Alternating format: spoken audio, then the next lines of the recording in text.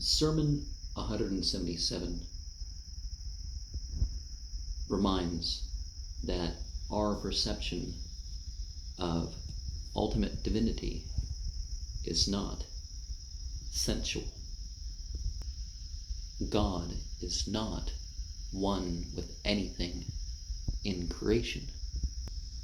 God is beyond mind as well. God is not concealed from any of creation. The manifest is low in God's presence.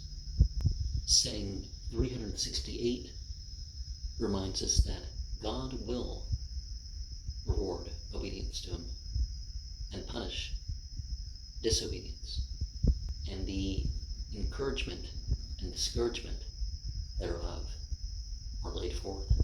Saying 369 reminds that there'll come a time when Scripture will just be writing that religion will have a name, and people will focus on how nice the buildings are, even the masajid, mosques. But not so much is something a place to be guided. I've already received criticism about how small and poor this place with these 2 rooms is, or the room that I've dedicated as a masala in the house before that. Well, back when my father was in better condition, we prayed over the room. It would have been April or May of 2017. And no matter what comes of this or a bigger place, as long as I'm here, I'm going to keep that a place of practicing Islam, of sharing things from an Islamic perspective, to not isolate myself in that regard.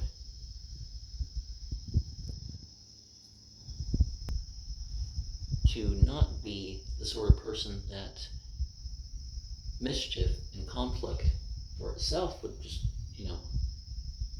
come to me. Same thing, I don't want that for my audience, that they're just people who stir up mischief. And some evils, when they presence themselves, there's confusion that arises in that. Saying 370 reminds that Ali tended not to ascend the pulpit, and didn't say something before the sermon.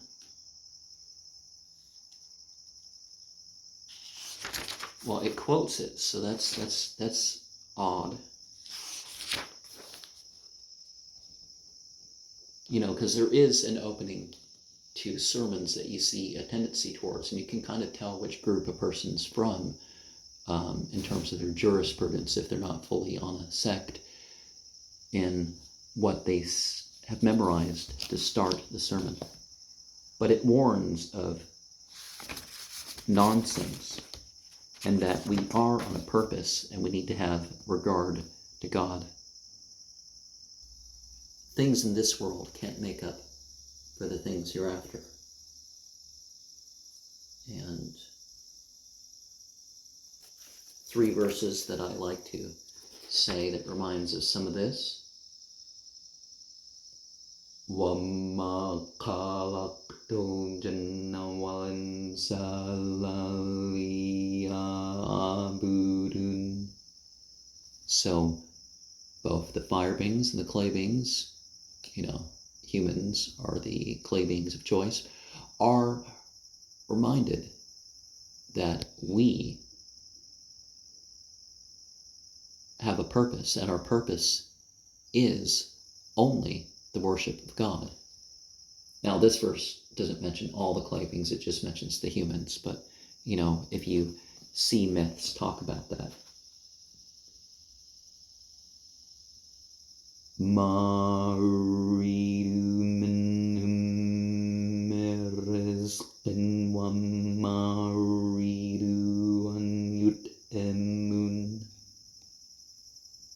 And we could say that's a reason for the purpose of life.